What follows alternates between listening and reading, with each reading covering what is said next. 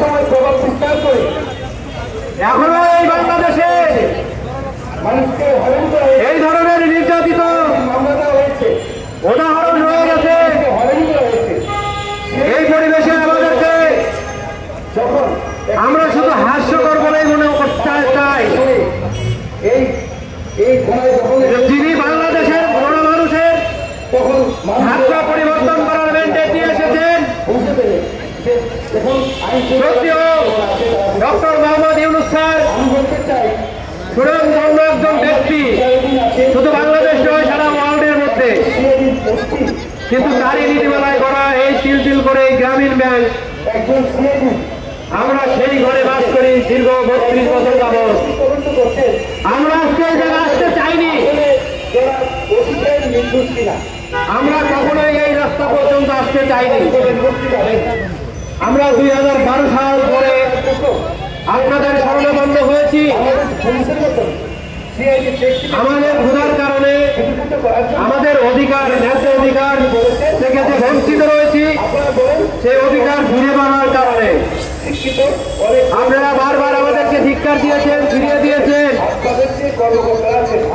আমার প্রশ্ন, আমার অধিকার থেকে বঞ্চিত করেন আপনি কে? আমার পরিশ্রম থেকে বঞ্চিত করেন আপনি কে?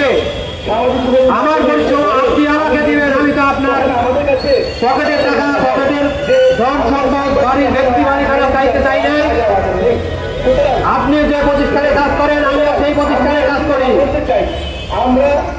আপনার জায়গা থেকে আপনি যে পরিশ্রমিক পান, আমার জায়গা থেকে আমাকে সেই পরিশ্রমিক দিতে হবে। এটা আপনাদের বইয়ে লিখেছেন আপনারা ইতিহাসে। তাহলে সেই জায়গা থেকে আমাদেরকে বঞ্চিত করছেন কেন?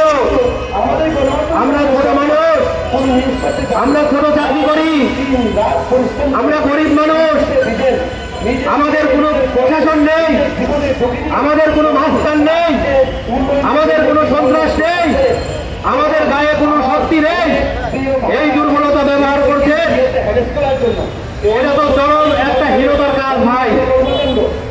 আমি বিরত সঙ্গে অনুরোধ করি, আপনারা যে ক্ষমতা ব্যবহার করছেন, আপনারা যেই ফাঁসিবাদী ভাবে যেই প্রতিষ্ঠান, আপনারা যেই ফাঁসিবাদী আইন কায়েম করে দীর্ঘদিন ধরে আমাদেরকে বঞ্চিত করছেন,